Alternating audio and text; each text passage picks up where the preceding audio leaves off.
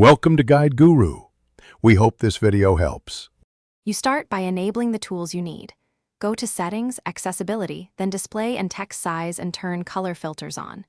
You choose a filter now to see immediate changes. Pick Grayscale, Red/Green, or one for Protanopia. Once done, assign the accessibility shortcut to color filters so you can triple-click the side button anytime. This saves time when shooting photos or reviewing UI and makes switching instant. Make sure to preview each swatch to match your goal before moving to live camera adjustments. You now apply the filter during capture. Open the camera app and triple-click the side button to activate the color filter you set. You'll notice colors shift immediately.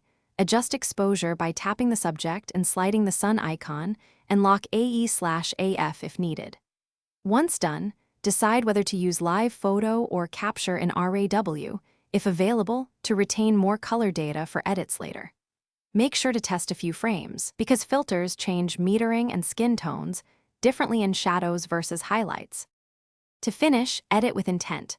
Open the photo in Photos and switch color filters off to compare the original versus filtered version, then use light, color, and curves to fine-tune. Once done, export or share the version that matches your goal. If colors look incorrect, check True Tone and Night Shift and temporarily disable them, or reset the color filter choice in Accessibility. If the shortcut won't toggle, restart your iPhone or reassign the accessibility shortcut. That usually fixes stuck filter states quickly. Thanks for watching. Consider subscribing if we helped you today.